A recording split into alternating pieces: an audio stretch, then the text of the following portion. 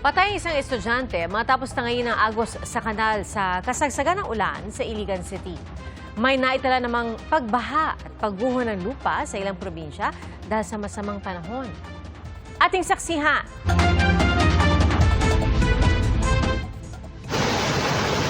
Biglang rumagasa ang tubig mula sa ilog sa barangay Pakuan sa La Libertad, Negros Oriental kahapon. Sa lakas ng agos, umapaw ang tubig sa spillway kaya stranded ang mga residente. Pero ang iba, sinuong ang ragasa para lang makatawid. Ayon sa isang kagawad, nagulat sila sa biglang pagbaha dahil wala namang ulan doon.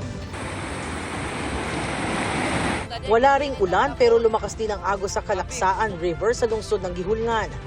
Sa Iligan City, wala nang buhay ng matagpuan ang estudyanteng 9 na taong gulang sa barangay Tubod kanina. Matapos siyang mawala ng maanod ng tubig sa gitna ng pag-ulan kahapon. Ayon sa kanyang guro, pauwi na ang estudyante nang mangyari ang insidente. Sabi ng ilang residente, nadulas at nahulog sa kanilang bata pero hindi siya agad nasagip. Nagmistulang ilog naman ang ilang kalsada sa barangay Caridad sa Lambayong Sultan Kudarat dahil sa pagbaha. Stranded naman sa Isulan-Kulaman Highway ang mga motorista kaninang pasado alas 6 ng gabi. Humambalang kasi sa daan ang mga lupa at bato dahil sa pagguho kasunod ng malakas na ulan.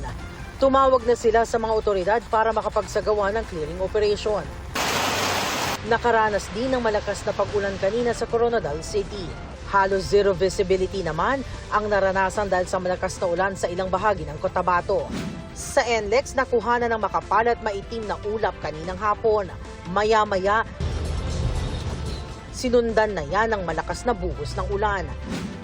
Naranasan din ang malakas na ulan sa Quezon City kaninang hapon. Kasabay nito, agad na tumaas ang baha sa may Maria Clara Street, corner Araneta Avenue. Naperwisyo roon ang mga pedestrian at mga motorista na ang ilan ay di nakausad sa takot na tumirik ang sasakyan. Ang iba naman, lakas loob ng nilusong ang baha.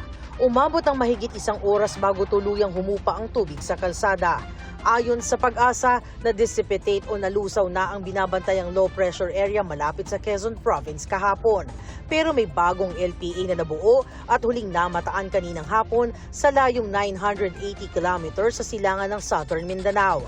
Sabi ng Pag-asa, mababa pa ang tsansa nitong maging bagyo sa ngayon. Pero lalapit o tatawid ito sa Eastern Visayas o Northern Mindanao simula sa weekend. Ngayon pa lang ramdam na ang epekto ng buntot o trough nito sa ilang bahagi ng Visayas at Mindanao. Para sa GMA Integrated News, ako si Jamie Santos, ang inyong saksi.